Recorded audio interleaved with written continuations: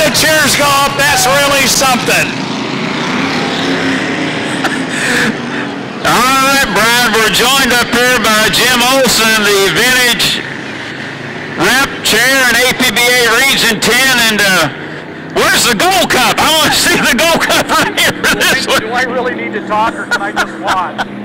This is phenomenal. Can't wait to see these guys go. We have a little speed disparity between the different boats. Hang on here, Jim. Just go ahead and use my mic here, and Debbie will get you tuned in. And three of them out here, and lots of heritage and history. Thank you, Debbie. Debbie's got you tuned in now. Yeah, I just soon sit and watch. I don't want to even talk. And once Kirk comes down here, nobody will be able to hear anyway. We have a little speed disparity, as you will soon see, between the boat, the Marion Bluegrass.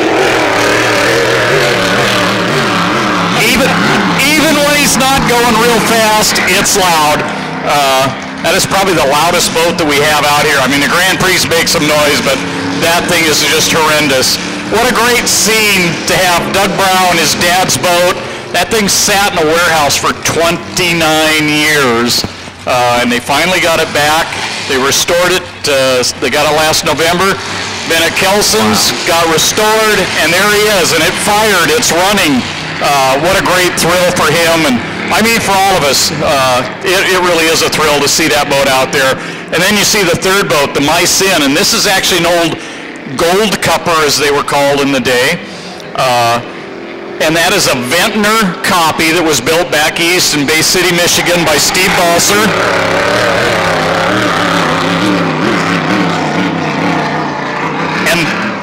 And that boat actually has a 502 Chevy in it. They've modified the valve covers. It looks different, but it's a great look, and it'll be fun to watch. It's like watching a piece of fine furniture run down the lake. Minute 20 away as the vintages go around. Once again, they go with a clock start. As Jim mentioned, they'll run 4 laps around. Right there, that boat, a replica, 5 years in the making. What an outstanding piece of work. I know the Balsers have turned out some dandies over the years, but this one might just rise to the cream of the crop as far as their most precious piece. I watched pictures of this as it was being built, and it's incredible. The amount of work that goes into that to get the curved deck, the turtle deck in the back, the teardrop type sponsons, it's immense. It's just a piece of work, and you see the leather interior in it. It's like sitting in an easy chair, only it bounces. Well, that's got a second seat in it. I think with all the work you've done, you need to go out and take a ride. Well, I probably would, but just don't ask about a cracker box, because that's not happening, guys. Well, they're going to come to the line, Jim, as we're 15 seconds away. They're going to be a little bit early. The Marion Bluegrass on the inside, the Vita Milk in the middle.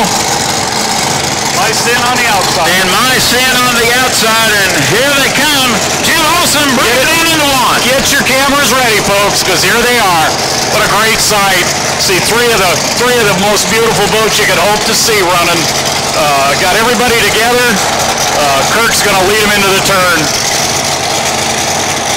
He's going fairly easy. Everybody's using their head. Doug Brow hasn't been in a boat in a few years. And as I talked to him earlier, we were talking about getting your sea legs back and getting used to it. And he hasn't driven conventionals. That's not what he had spent his time in. So you can see Kirk Rogers headed down the back chute in that beautiful replica that was done over the last couple of years. They've spent a lot of money, a lot of time. The man hours and everything in that are just incredible. Don Kelson did the hull, and it was basically taken. They took the Andy's Dodge was brought in the shop. They measured it up, and they were all basically, these boats were all built off of Doc Johnson's plans over in Spokane. And for those that were around at that time, know Doc was a surgeon and wasn't allowed to use power tools, and he built hydroplanes using hand saws and things like that. But Kenny Kimbrough built the original for Earl, and Kirk's dad, Fred Rogers, was his partner in the boat. And Earl was a phenomenal driver. Yep. Fred was a genius machinist, and as you can see, the new boat is every bit, well, it's actually nicer than the original. Oh, I love the tail feathers on that, the cockpit design. It just looks mean. It is. it's very much reminiscent of what a lot of the European boats were running at that time. And there are a couple more around that have that cowling as well. And looking at the Vitamilk back in second, the H10, Doug Brow in the cockpit, of course, his late father, Bill Brow, drove this boat to many victories on the West Coast and around the United States in its racing days. 29 years setting idle. Last November, and now it's running in September. And it's back. Talking to Doug a little while ago, and he was saying when they picked it up, the boat had sat so long on the trailer that the sponsons in the bottom were coming loose. So it's got a lot of work done to it. Don Kelson did a wonderful job putting that back together in the shop. The engine in it is the same engine that they ran back in the day, same configuration, same size. The seat is the original seat out of Dad's boat. So I see Scott Courts is coming in here. It looks like we may have made a decision that he's got an issue to deal with, but what a beautiful boat. Give him a hand. A great run. Super guy. Came up from California with this thing. Beautiful. We had some issues as far as not having a lot of parking around here for boats today, and Scott says, well, mine will sit in the water all day. It doesn't leak. So he got put in the pond and let to sit, but he's done a beautiful job. Brought it up here, and hopefully in the next year or so we can start doing a little exchange between Region 10 and Region 11. You see Doug Brow going through the turn there. Real reminiscent of a conventional hydroplane of that day. They tend to porpoise in the turns a little bit, and then Mr. Rogers comes around to bring it up, and he'll start stepping on it here in a second. I'm sure he'll try and catch up to Doug. Jim, as far as the Vitamilk goes, what's the percentage of original equipment on this boat right now? It went through tons of restoration. It went through tons of restoration, but there's about 30% of the original boat still there. No, that's very good. I did one here about 3 years ago, and I saved one frame out of a boat. That and the cowlings and the hardware. So, no, that's good. Is that in the rules too, as far as the vintage rules go? To be a restoration, you're supposed to have 10%, and we interpret it a little loosely at times, but that boat is definitely a restoration without a doubt. Whereas you see the Marion coming by is a replica. Okay. Now the tail feathers on the Vitamilk, I'd say that's the original tail feathers. Well, that cowling, when it was originally done by Ted Jones and Ron Jones, did not have a headrest or tail on it.